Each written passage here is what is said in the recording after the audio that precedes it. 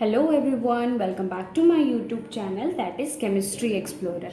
तो जैसे कि हम बात कर रहे थे haloalkanes and haloarenes chapter की, तो हमने कवर कर लिया था till nucleophilic substitution reaction. And now I am in this video I am going to tell you about the mechanism of nucleophilic substitution reaction. तो before telling the mechanism, I want to tell you about something basic things here. You know that we know about the reactant converted into product and how reactant are converted into product. So what is reactant here? तो reactant होते क्या, हम क्या लेते हैं यहाँ पे, substrate को हम रिएक्टेंट मानते हैं। कोई भी सबस्ट्रेट प्लस में रिएजेंट मिलके हमारा रिएक्टेंट बनता है, ठीक है। रिएजेंट और सबस्ट्रेट, तो मैं बताती हूँ सबस्ट्रेट और रिएजेंट क्या होते हैं। इससे पहले प्रोडक्ट बनने से पहले यहाँ पे इंटरमीडिएट पहले फॉर्म होता है। क्या फॉर्म होता है? इंटरमीडिएट, ठीक है। इंटरमीडिएट यहाँ पे जैसे कि हमारे पास कार्बोकैटायन भी हो सकता है, कार्बोनायन भी हो सकता है, कार्बन फ्री रेडिकल भी हो सकता है, और मे बी ट्रांजिशन स्टेट कह सकते हैं। जब इंटरमीडिएट के बाद तो फिर ये डायरेक्ट क्या बनाएगा, हमारे product will be form. And now what is reagent here? Reagent का कोई भी सब्सटेंस, हम किसी भी सब्सटेंस को बोलते हैं यहाँ पे reagent, and that substance go and attack, वो जाएगा और अटैक करेगा, और जिस पे वो अटैक करेगा, जिस चीज़ पे वो अटैक करेगा वो होगा मेरा सबस्ट्रेट। तो बीन अटैक्ड बाय रिएजेंट, तो substrate is been attacked by reagent, right? Okay, अब यहाँ पे सबस्ट्रेट, ओके, रिएजेंट मेरा कोई भी हो सकता है, काइंड लाइक मैंने यहाँ पे इलेक्ट्रोफाइल भी मेरा रिएजेंट की तरह काम कर सकता है, and the nucleophile will also work as a reagent. So what is electrophile? Electrophile is electron deficient species, means जिसके पास इलेक्ट्रॉन की कमी होती है उसको बोलते हैं electron deficient species, and which are called electrophiles. And nucleophiles I have electron rich species, the which have more number of electrons is called electron rich species or called nucleophile. Okay, and it is also sometimes called electron donor, which donate electron, and which are rich species is called electron pair donor, electron pair donor. तो this is called nucleophile. तो कह सकते हैं जिसके पास negative charge हो, जिसके पास कोई मान लो न्यूट्रल मॉलिक्यूल हो मेरा, ठीक है, न्यूट्रल मॉलिक्यूल हो जिसके पास नेगेटिव चार्ज हो, उसको मैं यहाँ पे न्यूक्लियोफाइल का रोल देती हूँ, नाम देती हूँ, ठीक है। जैसे कि एग्जांपल मान लो मेरे पास OH नेगेटिव है, CN नेगेटिव है, और न्यूट्रल मॉलिक्यूल H2O ले सकते हैं, ठीक है, और ये CH3COO नेगेटिव भी हो सकता है। Okay, or one important thing which you should know about solvents, about solvent. So what is solvent? जो हम dissolve कर रहे हैं वहाँ पे, तो this two types of solvents are there. One is polar solvent and another one is non-polar solvent, right? One is polar and non-polar. Polar जो वो होते हैं जिसके पास इलेक्ट्रॉन नेगेटिविटी का डिफरेंस आता है, one is more electronegative and another one is less electronegative. तो यहाँ पे आएगा इलेक्ट्रोनेगेटिविटी डिफरेंस होगी यहाँ पे, ठीक है, इलेक्ट्रोनेगेटिविटी का डिफरेंस आएगा। और नॉन पोलर सॉल्वेंट वो होते हैं जहाँ पे नो इलेक्ट्रोनेगेटिविटी डिफरेंस होता है, मतलब कोई इलेक्ट्रोनेगेटिव का डिफरेंस होता ही नहीं है, ठीक है। एग्जाम्पल देती हूँ, जैसे कि मान लो हेप्टेन हो गया, हेक्सेन हो गया, साइक्लोहेक्सेन हो गया। तो यहाँ पे देखो सारे नंबर ऑफ कार्बन्स हैं। हेप्टेन में क्या होता है, ऑल आर कार्बन्स हेयर, ठीक है, नो क्या कहते हैं उसको, इलेक्ट्रोनेगेटिव एटम यहाँ पे है ही नहीं। तो इलेक्ट्रोनेगेटिव डिफरेंस यहाँ पे देखो दो टाइप का होता है, पोलर भी दो टाइप के होते हैं। One is polar protic and another one is non-polar protic, ठीक है, one is polar protic and another one is non-polar protic.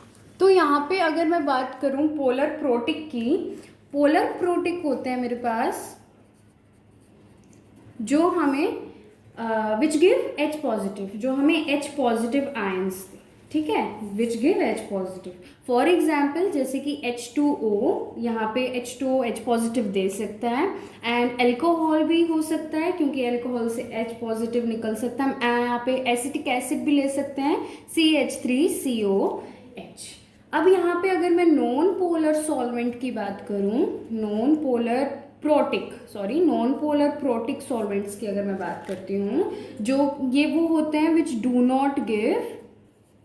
Not give H positive ions, ठीक है। अब जैसे कि जो H पॉजिटिव आयंस नहीं देते, for example like we have this ketone, simply से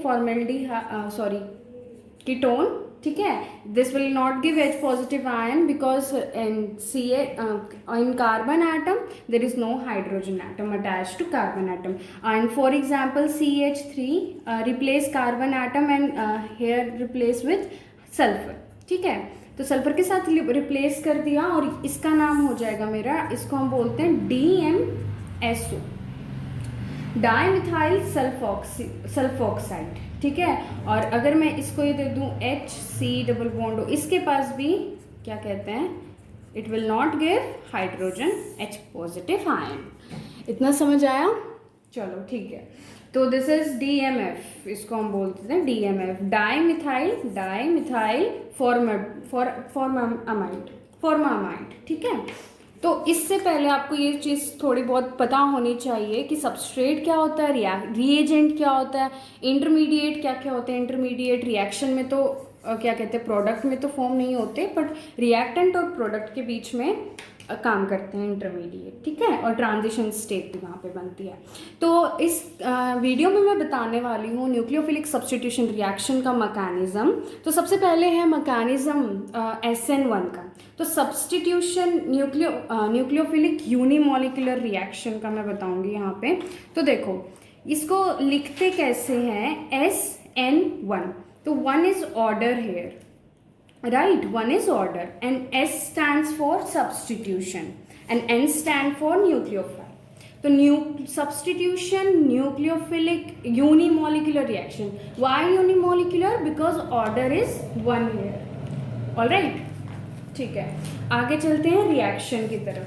तो रिएक्शन क्या कहती है इसमें, देखो ध्यान से, रिएक्शन है टेल्स अबाउट, वी हैव, मान लो कि कोई भी RH है, एल्काइल हैलाइड है, ठीक है, एल्काइल हैलाइड को हम न्यूक्लियोफिलिक के साथ ट्रीट कराते हैं, ठीक है।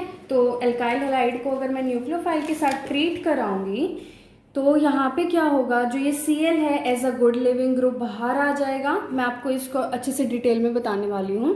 तो ये Cl as a good leaving group बाहर निकल जाएगा और जो OH नेगेटिव है वो यहाँ पे जाके अटैच हो जाएगा, ठीक है। Br यहाँ पे Cl नेगेटिव बाहर जा रहा है, ओके। तो यहाँ पे कुछ एक सब्सटीट्यूशन रिएक्शन हो रही है, मीन्स न्यूक्लियोफाइल का यहाँ पे सब्सटीट्यूट हो रहा है यहाँ पे इस रिएक्शन में। तो इसका मैकेनिज्म इम्पॉर्टेंट है। तो रिएक्शन के बाद मैकेनिज्म आता है। तो सबसे पहला स्टेप है यहाँ पे आयनाइजेशन ऑफ मॉलिक्यूल, ठीक है, मॉलिक्यूल का आयनाइजेशन होना। जैसे कि मैंने रिएक्शन में लिया था 3 डिग्री, तो CH3 और Cl, मान लो मेरे पास यहाँ पे RH है, ठीक है। अब इस RH को अगर ये आयनाइजेशन होगा, मतलब कि मान लो कोई भी RH बॉन्ड है, अगर मैं इसका आयनाइजेशन करती हूँ ऐसे, या फिर इसके 2 इलेक्ट्रॉन मैं इसकी तरफ भेजती हूँ, तो मेरे पास R पे क्या पॉजिटिव चार्ज आएगा। ऐसे ही ये मान लो X, कोई भी हेलोजन एटम मैंने यहाँ पे लिया है, मैंने क्लोरीन लिया है, तो मैं अपने सारे इलेक्ट्रॉन इसकी तरफ अगर मैं भेजूँ तो मेरे पास यहाँ एक कार्बोकैटायन का फॉर्मेशन हो जाएगा। व्हाट इज कार्बोकैटायन है? Carbocation is nothing but that carbon which have positive charge and Cl as a good leaving group बाहर निकल जाएगा। जो ये स्टेप होता है, this step is slow step, बहुत स्लो स्टेप होता है, और ये RDS स्टेप बोलता है, मतलब कि रेट डिटरमाइनिंग स्टेप। तो as slow step is the rate determining step, hence the rate depend upon, here rate depend upon, right, rate depend upon two things. One is alkyl halide and another rate depend upon only in alkyl halide पे rate depend होगा. यहाँ पे nucleophile का कोई rate उस पर depend नहीं करेगा न्यूक्लियोफाइल पे. तो rate depend upon concentration of alkyl halide, concentration of alkyl halide and not on nucleophile पे डिपेंड नहीं करेगा. ठीक है. तो यहाँ पे ये देखो sp3 कार्बन था मेरा, दिस इज sp3 से क्या हो गया यहाँ पे sp2 कार्बन हो गया. इसकी जो शेप थी वो थी पहले टेट्राहेड्रल. ठीक है, टेट्राहेड्रल इसकी शेप थी. तो कार्बोकैटायन की शेप मेरे पास यहाँ डिफाइन होती है ट्राइगोनल पिरामिड. ठीक है, ट्राइगोनल प्लेनर, सब planar. Okay, this is first step and it's containing of 2 steps mechanism. Second step में क्या होता है, देखो कार्बोकैटायन यहाँ पे हमने बना दिया. मान लो ये मेरा कार्बोकैटायन बना था CH3, यहाँ पे पॉजिटिव, ये कार्बोकैटायन बना था. अब क्या होगा, अटैक ऑफ न्यूक्लियोफाइल क्या था मेरा OH नेगेटिव. न्यूक्लियोफाइल क्या समझाया था, जिसके पास इलेक्ट्रॉन रिच स्पीशीज होते हैं, जो इलेक्ट्रॉन रिच स्पीशीज होते हैं, एंड जो जिसके पास मेरा नेगेटिव चार्ज होता है, लोन पेयर होता है. तो न्यूक्लियोफाइल आएगा कहाँ अटैक करेगा, कार्बोकैटायन पे वो अटैक करेगा. तो देखो ये जो अटैक है या तो ये फ्रंट से भी हो सकता है या फिर मेरा बैक साइड से भी हो सकता है. ठीक है, SN1 में दोनों अटैक पॉसिबल है. मेरा फ्रंट से भी पॉसिबल है और बैक साइड से भी पॉसिबल है. अगर मैं यहाँ पे फ्रंट साइड से पॉसिबल करके दिखाऊँ तो मेरा कुछ ऐसा बनेगा, CH3 यहाँ पे, ओके, CH3 एंड CH3. अगर मेरा फ्रंट से हुआ तो ये OH, अगर मेरा बैक साइड से हुआ तो मान लो CH3 और यहाँ पे भी CH3. This is from back side. तो अगर मैं इनकी इन्वर्जन की बात करूँ, अगर फ्रंट साइड से होता है, दिस इज रिटेंशन होती है यहाँ पे, रिटेंशन. ये अगली वीडियो में बताऊंगी इसकी स्टीरियो केमिस्ट्री के बारे में. और यहाँ पे अगर बैक साइड से करता है तो उसकी होती है इन्वर्जन. ठीक है, और इसके मिक्सचर को बोलते हैं हम रेसिमिक मिक्सचर. क्या बोलते हैं, racemic mixture. Okay, well good. अब यहाँ पे मैकेनिज्म इज ओवर. तो मैकेनिज्म में क्या होता है, कोई भी एल्काइल हैलाइड लेते हैं, alkyl halide slow rate determining step से क्या होता है, वहाँ पे कार्बोकैटायन बनता है. कार्बोकैटायन पे फिर क्या होता है, अटैक ऑफ न्यूक्लियोफाइल जो होता है वो बैक साइड से भी अटैक कर सकता है और मेरा फ्रंट साइड से भी अटैक कर सकता है. ओके, तो this is a mechanism of SN1 reaction. And some important points I wrote here about SN1 reaction. तो सबसे पहला पॉइंट है मेरा nucleophilic substitution. This is a new unimolecular reaction. ठीक है, यूनिमोलिकुलर कैसे, क्योंकि order of this reaction according to chemical kinetics, this reaction the order of this reaction is 1 and the molecularity is 2. Okay, and the reaction is, मान लो कोई भी alkyl halide है, RCl, nucleophile will attach here and Cl as a good living group leave हो जाएगा. फिर उसके बाद यहाँ पे केमिकल काइनेटिक की उससे रेट डिटरमाइन होता है, जो रेट होता है कंसंट्रेशन ऑफ, इसमें डिपेंड करता है. तो rate of reaction depend upon the concentration of alkyl halide. जैसा कि मैंने बताया कि एल्काइल हैलाइड की कंसंट्रेशन पे ही डिपेंड करता है, नॉट एन न्यूक्लियोफिल. ठीक है, सो अगर वो एक उस पे कंसंट्रेशन पे डिपेंड कर रहा है तो it's a unimolecular reaction. Right. तो 5th पॉइंट यहाँ पे लिखा है, इट हैज़ 2 स्टेप मैकेनिज्म. देख, जैसा कि मैंने बताया 2 स्टेप मैकेनिज्म. ऑब्वियसली एक तो था आयनाइजेशन ऑफ मॉलिक्यूल, है ना, आयनाइजेशन ऑफ मॉलिक्यूल था, and the formation of carbocation. First step में कार्बोकैटायन का फॉर्मेशन हो रहा था, एंड सेकंड स्टेप में क्या हो रहा था मेरे पास, अटैक ऑफ न्यूक्लियोफाइल. ठीक है, अब जो न्यूक्लियोफाइल है वो मैंने बताया फ्रंट साइड से भी अटैक कर सकता है and it will attack from the back side also. ठीक है, और 7th स्टेप बताया मैंने, देखो यहाँ पे कोई भी ट्रांजिशन स्टेट फॉर्म नहीं हो रही है ना, यहाँ पे इंटरमीडिएट हो रहा है, और जो कि हमने बात करी वो इंटरमीडिएट कार्बोकैटायन का हो रहा है. ठीक है, तो यहाँ पे एक बात ये और आ गई, no transition state complex is formed. And the last and the most important thing is the order of reactivity. जो ऑर्डर ऑफ रिएक्टिविटी होती है, is a based on stability of carbocation, कि कार्बोकैटायन की कितनी स्टेबिलिटी है।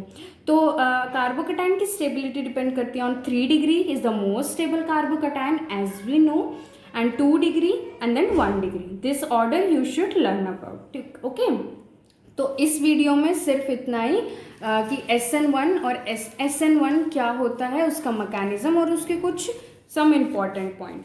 अगली video में मैं बात करने वाली हूँ SN2 रिएक्शन की और उसके मैकेनिज्म की, और उससे अगली वीडियो में हम बात कर लेंगे इनके बेस्ड कुछ क्वेश्चंस की। तो thank you so much for watching.